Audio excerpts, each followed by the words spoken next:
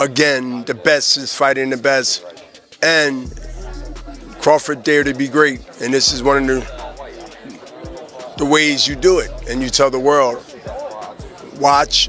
To go in there and to let him know, establish that from the first round, that I belong without showing that I am tough.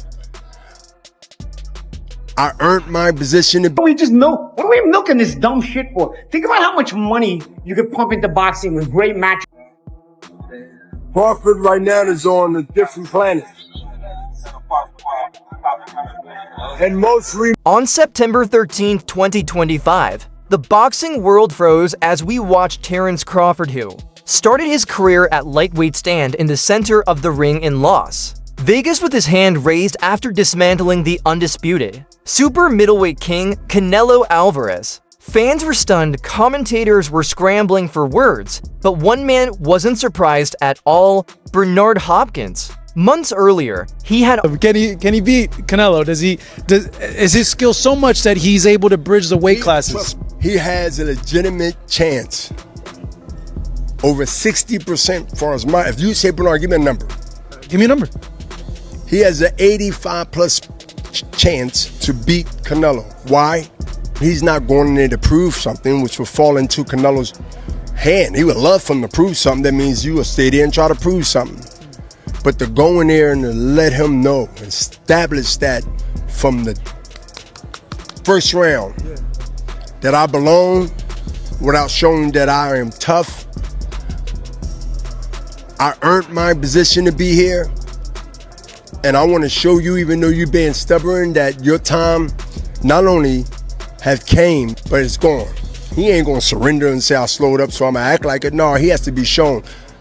And it has to be early. Already predicted this exact outcome and even laid out the blueprint for how Canelo would be exposed. While everyone else focused on weight classes and power differences, Hopkins saw something deeper: a trap Canelo walked straight into. With rematch talks now heating up, Hopkins is issuing a new warning, and if his first prediction was any indication, Canelo might be walking into an even bigger mistake. To understand Hopkins' confidence, Canelo go from here, Henry. He needs to rematch. If I'm Canelo, I want to rematch Terence Crawford. He got schooled, bro. He got outboxed by Terence Crawford. And I know that he's itching to get that one back. The first time he fought Triple G, and he came back the second time, and he legit beat Triple G. Once in a lifetime fight. It doesn't need to be a rematch. I think Bud would do worse the next fight. He would put it on Canelo a little worse than that, because that style of fight, I don't think he beats someone like Terence Crawford. But if I'm Terence Crawford, of course I'll fight him again. But this time, I'm the A side. I think Terence Crawford is going to be more confident next time, knowing that I can punch with this guy. I can take his shot. I'm faster. He fought Canelo Alvarez. Yeah. He didn't do what the last two did, just run. He threw at him. I'm going to call your bluff, bro. I'm going to... You have to revisit what he called the trap. Before the first bell even rang, Hopkins claimed Canelo was playing checkers while Crawford was playing chess. Fans dismissed it as old school talk, but the fight footage proves how accurate he was. Hopkins explained that Canelo had relied on power and physical dominance for so long that he forgot what it was like to face a true technician. Crawford didn't overpower him, he out-hot him. For 12 rounds, Crawford stayed 3 or 4 steps. Canelo Crawford, obviously Terence just rocked up there. What do you make of his chances against the man you worked with for many years? Great chance. He have a great chance because of his heart, his talent, and also his game plan and his strategy. But Canelo is no pushover. I've watched Canelo for multiple years. Again, the best is fighting the best. And Crawford dared to be great. And this is one of the ways you do it. And you tell the world, watch, pay attention, and watch me make history. I will be one of those watching amongst millions of other people. Sliding into spaces Canelo thought were open and disappearing before the punches arrived. Hopkins described it not as running, but as elite distance management, the illusion of availability forcing Canelo to swing heavy in empty air. That leads to the most important part of Hopkins' breakdown: mental exhaustion. We often talk about stamina in physical terms, how many miles you run or rounds you spar. Ends up going down. It's going to be a long, long night for Canelo Alvarez. Terence Bud Crawford has already figured out Canelo Alvarez. He already figured him out. He beat him down, and he learned that he can take his power, and on top of that, Canelo was hurt a couple of times by Bud Crawford.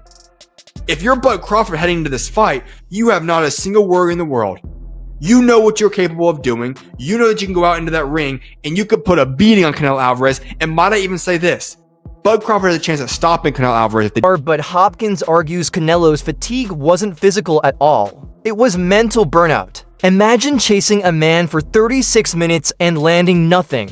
He compared it to his own fights against legends like Roy Jones Jr., explaining that when you load up a power punch and miss, it drains your tank twice as fast. By round 8, Canelo looked heavy, slow, and hesitant not because there was some big news in boxing yesterday. Canelo said he wants a rematch with Crawford.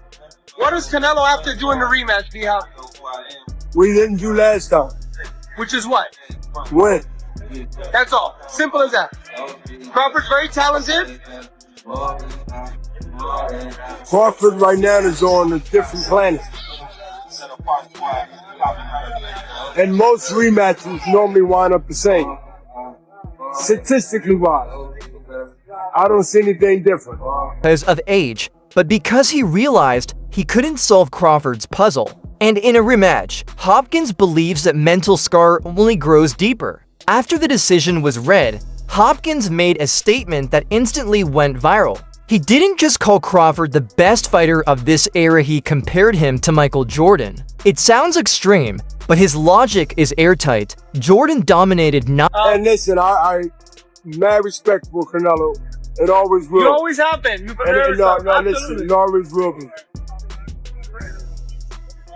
But Crawford has an opportunity to continue to keep sticking it to the people that didn't. World champion, Whether it was pride of Broward County, Florida. politics over here, politics over there, we get a chance to show what we, or the boxing fans in the world, almost came that close not seeing that talent as he continued to keep telling everyone that he wanted to fight the best years ago. Go all the way back to top rank. All the way up to here. Well, he did it. Do you agree or disagree? I agree. He got a chance to He show. got a chance and he proved himself. That's in life. We just want the opportunity.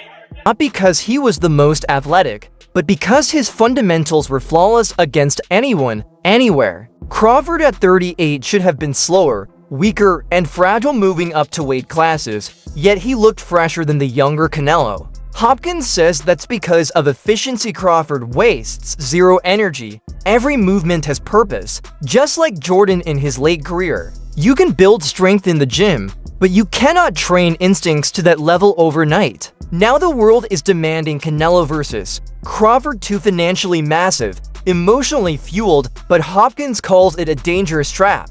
He says the first fight shattered. To Sergio's point, a lot of the people that I'm been talking to when it comes to this fight, they're not like, it's almost like the air was taken out of them. They're not excited about even the idea of a rematch, or the subject doesn't even come up. Usually the conversations are, hey man, is there a rematch clause? Do you think they'll run it back? What do you think will win? Like, people just, even casuals, realize that Crawford, he schooled Canelo, man. He really did.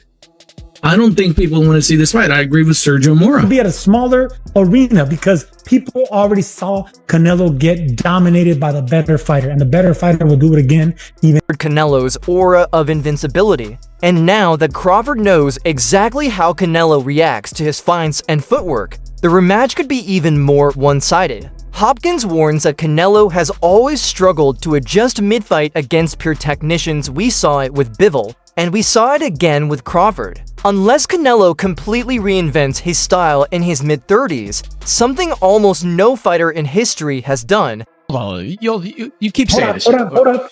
Canelo, see, this is the thing about Canelo. He sometimes relies on the environment, the hostile crowd, to also help him win this fight. Not only with the judges, but with the opponent. Crawford even handled that. You know, you can't prepare for that magnitude, the roar of the crowd, the lights, everyone booing you. You can't prepare for that. Crawford was ready for that. Even his ring entrance, when he came in with that guitar case, it was, man, that's one of my all-time favorite entrances. Desperado. Yeah, it's an homage to Desperado. Yeah. Actually, it was Mariachi. That was part one. Desperado was part two. That right there, it was me against the world. That was his mentality. Me against all these Mexicans. Me against Canelo in Las Vegas. Me against Canelo and the judges that he probably has in his pocket. Me against everyone, and Bud shut everyone up. And you think? Yeah, but hold on. Canelo's going to be able to do it the second time around? I don't know. I don't think it's an open and shut case as you do. He's walking into a massacre. The size difference didn't save him the first time, and according to Hopkins, it won't save him in the second.